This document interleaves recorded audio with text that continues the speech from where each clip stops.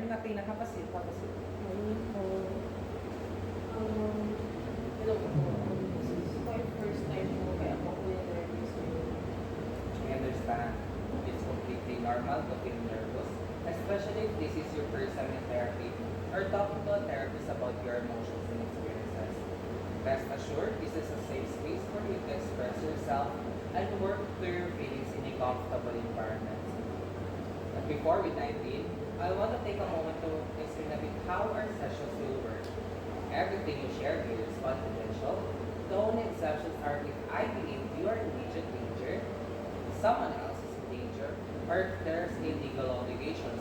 But I always try to explain these exceptions with you if they come up. Does that make sense? It makes sense. Great. Our primary goal here is to create a supportive and understanding environment where you can talk openly about what you're experiencing.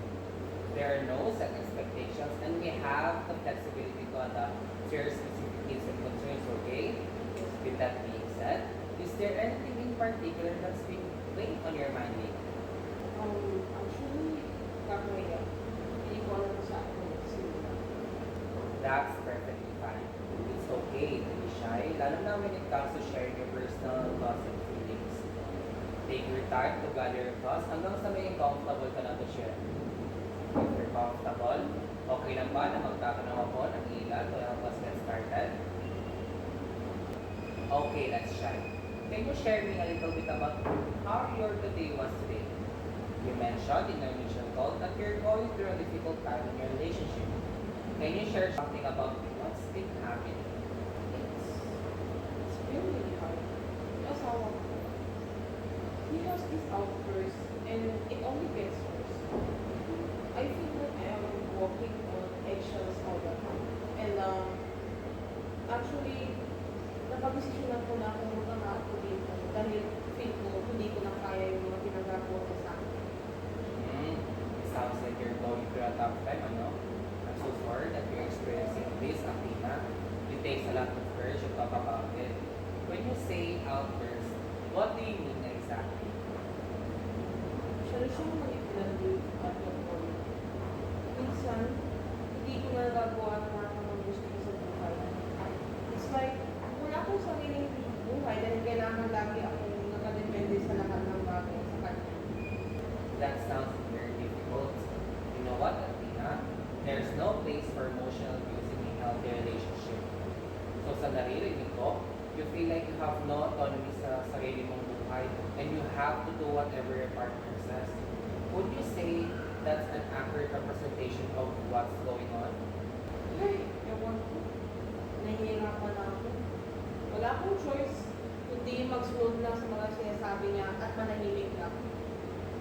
Meron pa yung isang family gathering namin, pinahiya niya ako sa maraming tao. Hindi niya alam na sasaktan rin ako. And when we got home, pinagsabihan ko siya. Pero wala eh. Baliwan na lang sa kanya.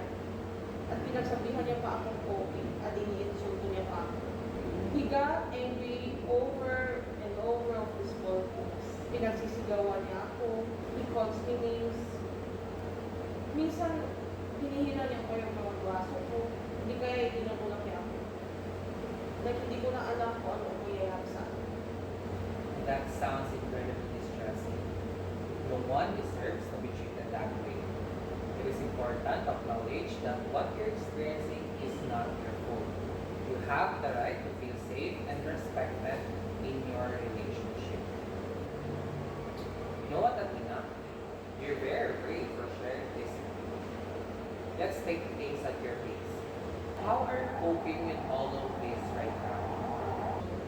I don't know. Some days, there are times na hindi ako makahinga. I'm trying to find wisdom from wala eh. Ang bagay pa rin yung utak ko. I feel like I am stuck. That sounds very intense and overwhelming. It can be really hard to feel that you're constantly walking in eggshell to keep the peace, and like nothing you do is ever good enough. You feel trapped and hopeless, like nothing is ever going to get better. Is that accurate? Yes. I just need to find a No, way last out. You're right.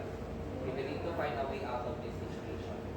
It's not healthy or safe for you to be constantly living in fear and being trapped. Have you thought about ways like be able to get out of this situation you're in right now? Or have you started any plans to escape? I have a plans.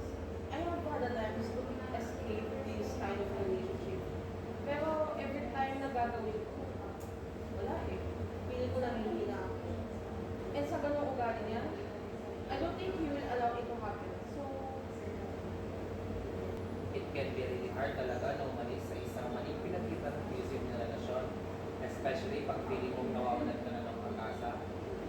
It is normal to feel scared and uncertain when you try to leave. It is important to remember na hindi mo kailangan mag-stay sa isang relationship that's hurting you. You deserve to be treated with kindness and respect. And you really have the power to change your situation. yes, Lord. Thank you very much. You're welcome, Athena. I want to remind you that it's not your fault that you're in this situation right now. You shouldn't blame yourself for being scared or hesitant to live. It takes courage to take steps towards a better life. Well, it sounds like you've gotten something out of today's session, Athena, no? I guess that this might be a good time for us to draw things out and finish for now. So it's good to take some time between this session and our next session for you to ponder.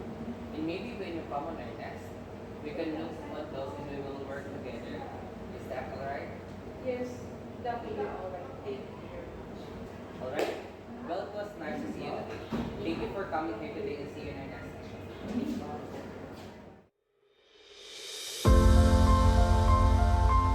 It's okay to be shy.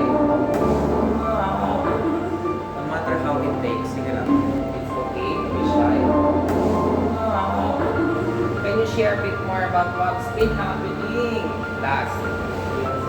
Yes, at first meeting ay wala pa. Nung ako sa may iyak pa.